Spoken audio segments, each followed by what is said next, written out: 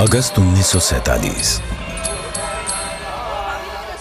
Madras presidency, Tamil Nadu. विशिष्ट लोगों का एक समूह अपने जीवन काल की एक ऐतिहासिक यात्रा की तैयारी कर रहा था।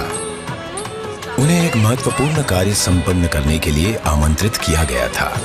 एक शासक से दूसरे शासक को सत्ता हस्तांतरण की प्रक्रिया को विधि विधान के साथ पूर्ण करने का कार्य सौंपा गया था। किस दिशा में कूच कर रहे थे ये लोग? दिल्ली। भारत अपनी स्वतंत्रता के समीप था। ब्रिटिश शासन से मुक्ति की बेला थी। स्वराज के लिए संघर्ष में हजारों गिरफ्तार हुए और मारे गए, और दशकों बाद राष्ट्र अपनी लक्ष्य के समीप था। वो लक्ष्य था स्वाधीनता, स्वतंत्रता। अब अंतिम वाइसरॉय लॉर्ड माउंटबेटन को एक महत्वपूर्ण कार्य करना था, भारतीयों को उनका स्वराज्य सौंपने का कार्य। परंतु उनके सामने एक सवाल था, स्वराज्य को किस प्रकार सौंपा जाए। ऐसे में हाथ मिलाने की रस्म शायद ही काम आए। तो इस गौरवशाली क्षण के प्रतीक के रूप में कौन सी रस्म अपनाई जाए? उन्होंने पंडित जवाहरलाल नेहरू के सामने अपना ये सवाल रखा। ये एक उचित सवाल था जिसके बारे में विचार विमर्श की आवश्यकता थी।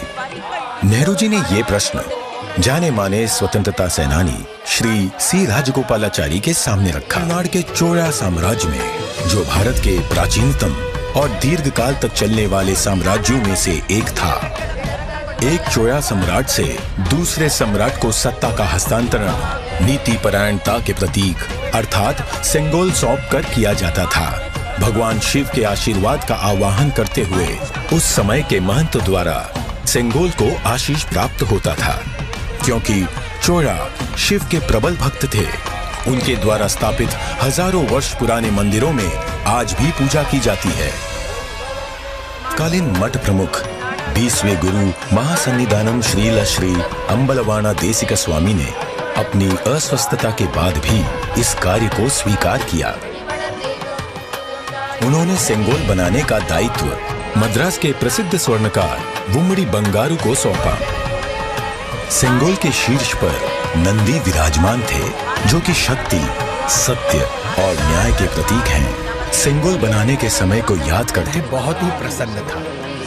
स्वतंत्रता सबके लिए गौरवशाली क्षण था, पर अधिनियम द्वारा हमें सेंगोल। परम पावन मठ प्रमुख ने उप प्रमुख श्रील श्री कुमारस्वामी तंबिरान आदिनम की